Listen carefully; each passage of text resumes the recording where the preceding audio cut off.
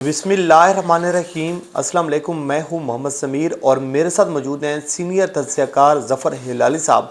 उनसे हम जानने की कोशिश करेंगे कि ये जो मुल्की सूरत हाल इस वक्त आपको नज़र आ रही है, ये सियासी मंजरनामा किस जानब जाता हुआ नज़र आ रहा है। क्या हालात बन रहे हैं, इलेक्शन होगा या फिर कुछ और होगा। बहुत सारी चीज़ें शहर इक़्तिदार में इस हवाले से गर्दिशकारी हैं।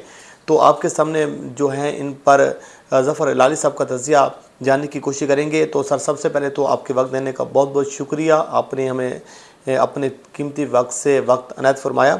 सर, मेरा पहला सवाल आपसे ये है कि जेल भरो तहरीक का आगाज़ हो चुका है और जो तहरीक इंसाफ की जो एक सीनियर लीडरशिप है, शाह महमूद कुरैशी साहब, असद उमर साहब और बाकी लोगों ने एक गिरफ़्तारी दी है और कारकुनान भी गिरफ़्तारी दे रहे हैं। तो अब इसका आगाज़ हो चुका है। तो आपको इसका क्या इम्पैक्ट नज़र आ रहा है? क्या इमरान खान साहब अपने मिशन में कामयाब होंगे या आप समझ रहे हैं कि ये पॉलिटिकल इमरान खान साहब की जो मूव है ये इतनी कोई दुरुस्त मूव नहीं थी? सीधी सादी बात यह है कि एक ऑपोजिशन पार्टी है, उनको कुछ करना तो है, उनको कुछ करना है। अगर इलेक्शन डेट जो आखिरी दिन 14 अप्रैल है और अब 9 अप्रैल तक प्रेसिडेंट ने कहा है, उसके बारे में कोई कंफर्मेशन नहीं मिल रही है, तो कुछ तो करना है उनको।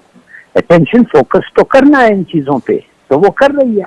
मैं समझता हूँ बहुत कामयाब होगा। ऑलरेडी जो एक्सपेक्टेशन है उससे ज्यादा लोग आ रहे हैं। पूरा लाहौर का और मुल्क का भी through the press attention focused है। लोग शोर कर रहे हैं, कह रहे हैं एक चीज दो, इलेक्शन जो उनका हक है। मुझे समझ नहीं आ रही है, आप अरेस्ट करें या ना करें कोई फर्क नहीं पड़ता है। देखिए हालात क्या है सड़कों पे, खास तौर जिधर वो डेमोन्स्ट्रेट कर रहे हैं। वो तो मेरे ख्याल में ये आइडिया है कि अटेंशन, पब्लिक अटेंशन को फोकस करना, और वो कर रहे हैं बड़े कामयाबी से। जी, ठीक हो गया। सर, मेरा अब आपसे दूसरा सवाल ये है कि जो इलेक्शन की तारीख पर जो एक डेड लॉक है, सदर पाकिस्तान की जानिब से तारीख अनाउंस की जाती है, इलेक्शन कमीशन टस से मास नहीं होता, अदालतें भी खामोश बैठी हुई हैं।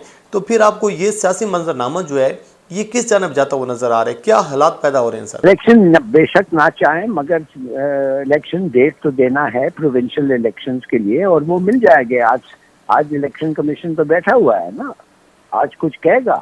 मीटिंग चल रही है इस वक्त, और अगर कुछ नहीं कहेगा, कोर्ट ने पूछा है उनसे कि क्या है भाई, प्रेसिडेंट ने तो डेट दिया है, तो आपका क्या जवाब है। ये सब चीज हो जाएंगे और मेरे ख्याल में इलेक्शन होंगे, प्रोविंशियल असेंबली इलेक्शंस बिफोर 14 अप्रैल, जो 90 दिन खत्म होता है, वो जरूर होंगे मेरे ख्याल में। नहीं होंगे तो कॉन्स्टिट्यूशन वायलेट होगा और सुप्रीम कोर्ट की जिम्मेवारी है।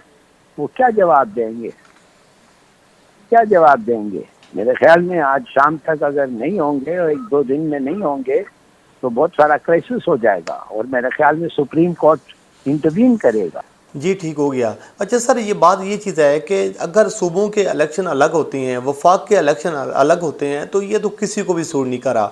तो जो ये हालात बन चुके हैं, तो क्या अब आपको लग रहा है कि वफाक इस बात का इंतज़ार कर रहा है कि बस अब IMF का मुआहदा हो गया है, तो उसके बाद फिर ये है कि हम तमाम इंतखाबात एक साथ करवा लेते हैं ताकि ये लड़ाई ख़त्म हो। अगर सूबों के इलेक्शन अलग होती हैं, वफाक के अलग होते हैं, तो फिर तो ये लड़ाई ख़त्म नहीं होगी।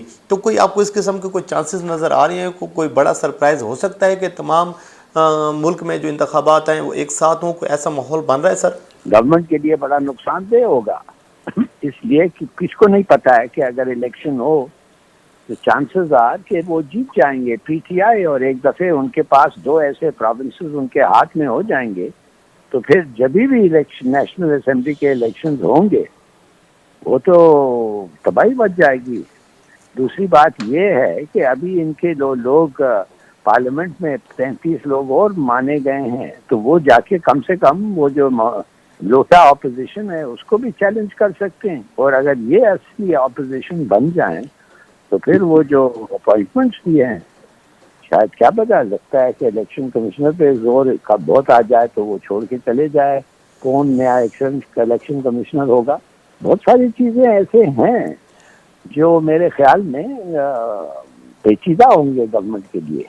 बात असल ये है कि ये मैं तो फिर आपको कहता हूँ कि कॉन्स्टिट्यूशन का रखवाला है सुप्रीम कोर्ट, और उनको कुछ करना पड़ेगा। लेकिन बात ये चीज़ है कि शहर इक़्तिदार में बहुत सारी बातें जो हैं वो गर्दिशकारी हैं और ये भी एक थ्योरी गर्दिशकारी है कि अगर 7 रोज़ के अंदर अंदर इंतखाबात की तारीख का ऐलान नहीं होता तो फिर कुछ और भी हो सकता है। एक इमरजेंसी की बातें भी की जा रही हैं, कुछ और भी क्यासें की जा रही हैं, तो इस हवाले से आपकी क्या राय है सर? भाई पाकिस्तान में हर चीज हो सकता है, हर चीज हो सकता है, बिल्कुल बगावत हो सकता है, मार्शल लॉ हो सकता है, क्या चीज नहीं हो सकता है आप बताएं तो सही। अगर इलेक्शंस नहीं होते हैं और पब्लिक ये हुकूमत को मानती नहीं है कि वो रिप्रेजेंटेटिव है और सिविल डिसोबीडियंस मूवमेंट वाकई चल जाए, जेल भरो की बात नहीं है, सिविल डिसोबीडियंस, जब लोग टैक्स नहीं देते, जब लोग बिल्स फाड़ देते हैं, तो फिर कौन पैसे इकट्ठा करेगा, कैसे होगा?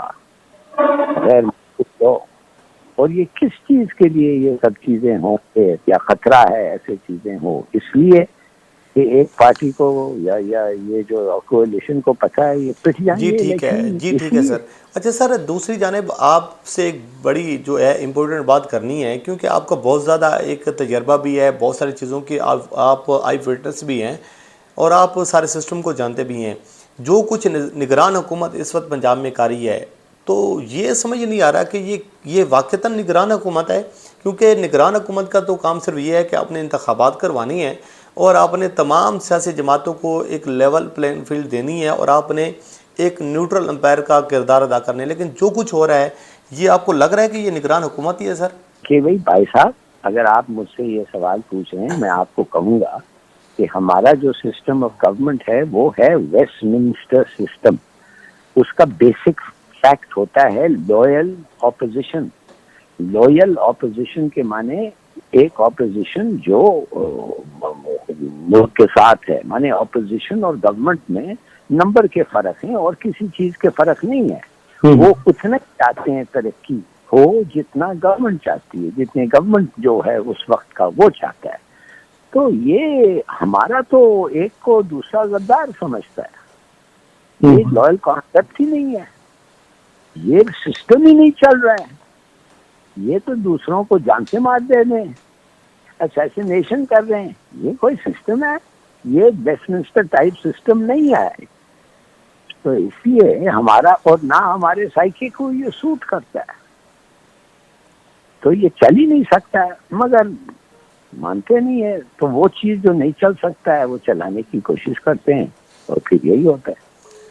अच्छा सर, आखिर पर मुझे ये बताइएगा कि जो इस वक्त पॉलिटिकल क्राइसिस है, जो एक सियासी लड़ाई जारी है और इदारे बज़िद हैं कि इदारों से मुराद इलेक्शन कमीशन, हुकूमत, सारे लोग बज़िद हैं कि हमने इंतखाबात नहीं करवाने और सदर पाकिस्तान की तारीख देने के बावजूद भी अदालतें भी इंडिकेट कर रही हैं।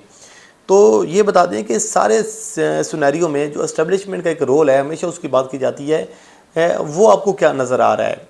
आप उस हवाले से क्या कहेंगे? और अगर भी मेरा दोबारा भी ये सवाल है कि अगर अब भी इलेक्शन की तारीख नहीं होती तो मुल्क में कुछ और हो सकता है, आप क्या कहते हैं इस हवाले से? एक दफे जब कॉन्स्टिट्यूशन ब्रीच हो जाए और गवर्नमेंट इलीगल हो जाए तो फिर शायद सुप्रीम कोर्ट का कोई ऑर्डर आए, हुक्म आए, मगर अदरवाइज उनका तो कोई रोल है नहीं है। देखिए, प्रोविंशियल असेंबली में तो ब्रेक थ्रू लाजमी है ना, उसमें तो कोई गड़बड़ है ही नहीं। प्रेसिडेंट ने डेट दे दिया है और अगर प्रेसिडेंट नहीं भी देता, अगर प्रेसिडेंट ने 9th दिया है, 90 दिन के अंदर होना है, तो 90 दिन हो जाते हैं 14 अप्रैल। जी तो 9 और 14 अप्रैल के बारे में जिस पे आप ख्याल डिफाइंस हो जाएगी। कोई चाहता है 14 पे, इसलिए वो 9 को नहीं करेगा। ऐसे तो नहीं होता है ना भाई। इलेक्शन अगर अनाउंसमेंट नहीं करता और अदालत भी नहीं करती है, जी सर, तो फिर वो अपने डे टू डे चला रहे हैं। फिर पता नहीं कौन है जब कॉन्स्टिट्यूशन को ब्रीच हो जाता है, कॉन्स्टिट्यूशन ऑपरेशन में नहीं रहता है, तो किधर भी नहीं लिखा गया है। फिर तो जिसके पास ताकत उसकी लॉन्डी। अगर प्रेसिडेंट नहीं भी देता, अगर प्रेसिडेंट ने 9th दिया है, 90 दिन के अंदर होना है, तो 90 दिन हो जाते हैं 14 अप्रैल। जी तो 9 और 14 अप्रैल के बारे में जिस पे आप ख्याल डिफाइंस हो जाएगी। कोई चाहता है 14 पे, इसलिए वो 9 को नहीं करेगा। ऐसे तो नहीं होता है ना भाई। इलेक्शन अगर अनाउंसमेंट नहीं करता और अदालत भी नहीं करती है, जी जी सर। तो तो फिर वो अपने डे टू डे चला रहे हैं। फिर पता नहीं कौन है जब कॉन्स्टिट्यूशन को ब्रीच हो जाता है, कॉन्स्टिट्यूशन ऑपरेशन में नहीं रहता है, तो किधर भी नहीं लिखा गया है। फिर तो जिसके पास ताकत उसकी लौंडी।